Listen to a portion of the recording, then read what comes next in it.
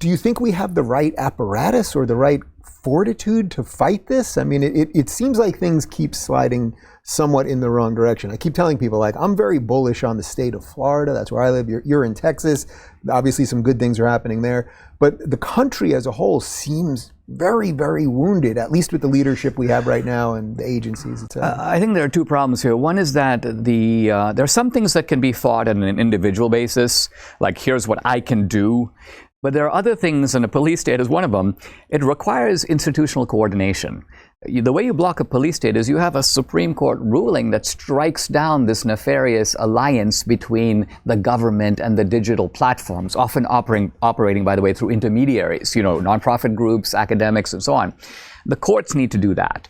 And then you need, the Republican Congress to do things, and you need attorneys general to do things. I mean, it would send a shockwave through the Democrats if you suddenly had Republican DAs in Texas, in Florida, and elsewhere indicting major figures of the Democratic Party for crimes that are occurring in their state. So legitimate prosecutions. But if none of those occur... So what would be a prosecution? Let's take an example. Yeah. I'm just playing the game the Democrats play. Sure. So for example, Texas. There is open child trafficking going on across the border. The Biden administration is well aware of it.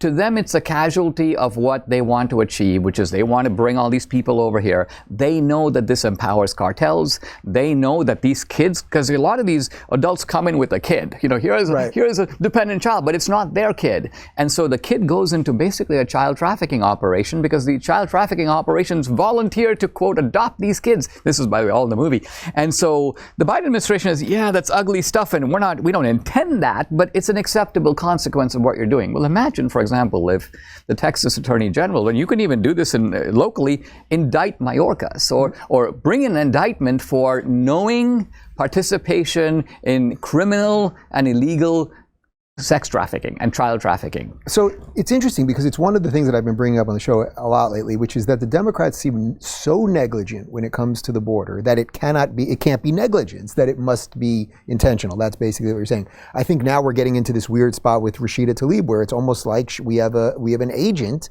in the Democratic Party. How do you blend that, as someone that just made a movie called Police State out this very week, out on locals and in theaters? How do you blend doing the right thing without then becoming part of the police state where you're taking out people who, maybe you disagree with? No, I mean, I agree. And I don't think that the advice that we should do exactly what they do, because if they do lawless stuff, I'm not saying we should do lawless stuff. But I'm saying that there is something invertebrate about the Republicans and somewhat even the conservatives, which is when you say things like, I can't do what the other side is doing, I'm standing on principle, I'm better than that. This is actually the staple rhetoric of the right of center. That is dependent on a context that I think is no longer our context. So, think of the movie, Jimmy Stewart and The Man Who Shot Liberty Valance, and he's this very straight-laced lawyer. Yeah. And his basic idea is, we have to believe in the law. We don't believe in the law of the jungle, so I'm not going to go get a gun. I have a law book, and if something happens to me, I'm going to call in the authorities, report it to the sheriff. Now, if you're in a small town with a decent sheriff and an infrastructure of that is the way to go. That's the way I want to live.